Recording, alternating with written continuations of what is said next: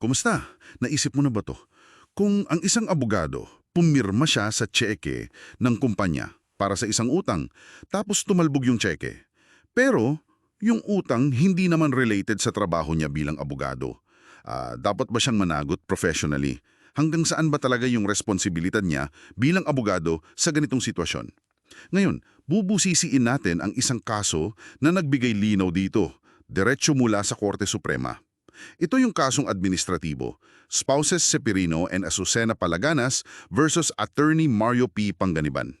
Ang docket number AC number 7632 at pinromulga ito noong May 7, 2025.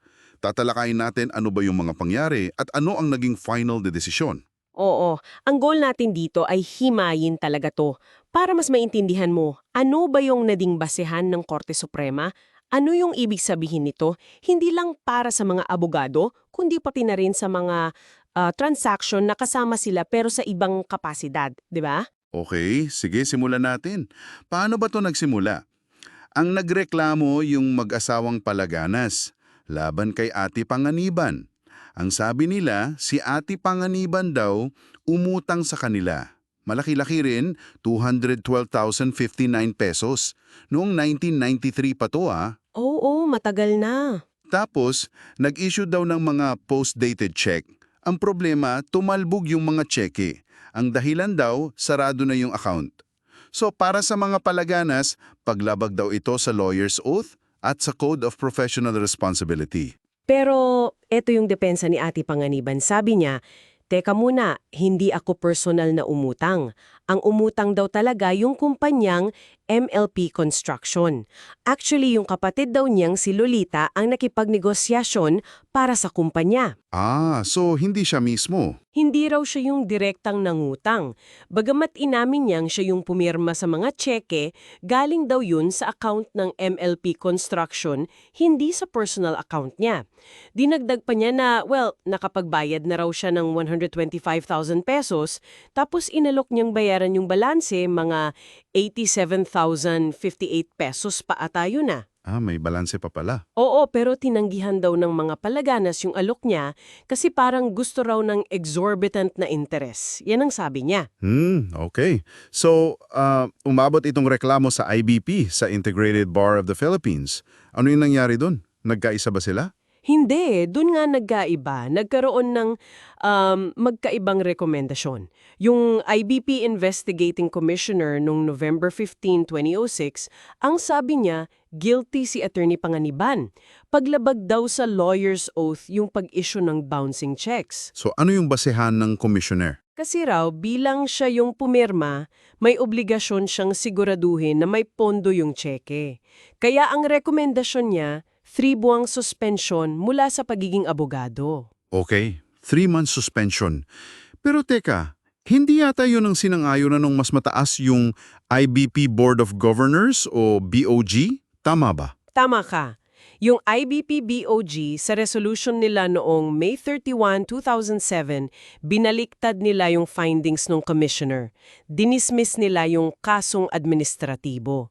Ang rason, lack of merit daw. So absuelto siya sa admin case sa level ng BOG. Oo, pero ito yung medyo kakaiba. Kahit dinismiss yung admin case, inatasan pa rin ng BOG si Ate Panganiban na bayaran yung balanse na PHP $87,058. Tapos may 12% interest pa. Teka, paano yon? Walang kasong administratibo pero may utos na magbayad. Medyo magulo nga. Yun nga kaya siguro umangkat pa ito. So dito na pumasok ang Korte Suprema. After ng mga pabalik-balik na motion, kasama na yata yung pag-file ng Palaganas ng motion for execution para makuha yung PH 87,058 pesos, ano na yung naging final na issue na sinagot ng Korte Suprema? At siyempre, ano yung hatol nila dito? Sa May 7, 2025 decision. Okay, so yung pinaka-issue na talaga sa Korte Suprema ay ito.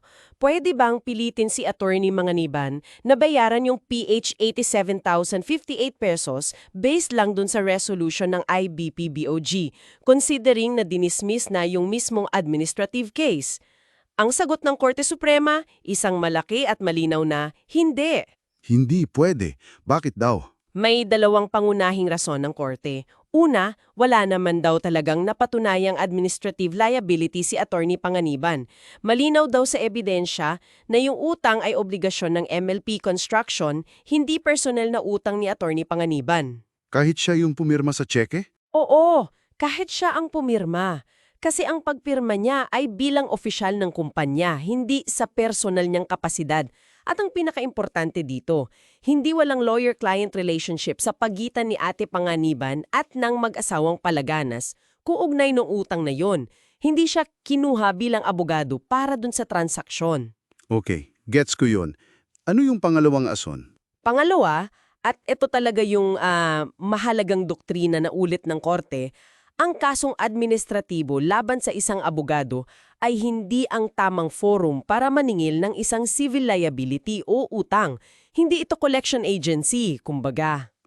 Okay. Sabi ng korte, yung apangyarihan ng IBP o nung korte na utusan ng isang abogado na magsauli ng pera sa isang administrative case ay limitado lang daw.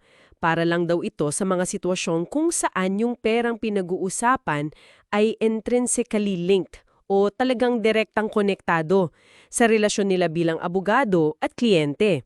Halimbawa, pera na pinagkatiwala sa abogado para sa kaso. Dito, utang ng kumpanya yun hindi pera ng kliyente. Malinaw.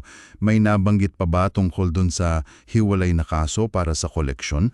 Oo, binanggit din ng korte na yung hiwalay na civil case for collection of sum of money na sinampa ng mga Palaganas noon, na-dismiss na pala yun noong 2009.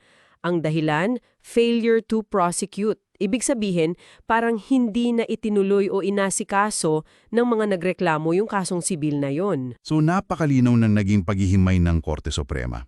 Talagang ginuitan nila yung pagkakaiba ng professional liability ng abogado at yung mga obligasyon niya sa ibang kapasidad tulad ng pagiging opisyal ng kumpanya. Hindi porket abogado ka at pumirma ka sa tseke ng kumpanya na tumalbog, automatic na may disciplinary liability ka na agad. Tama, kailangan pa ring patunayan na yung ginawa niya ay may direktang kinalaman at paglabag sa mga tungkulin niya bilang abogado. Ito ay isang mahalagang paglilinaw talaga mula sa korte.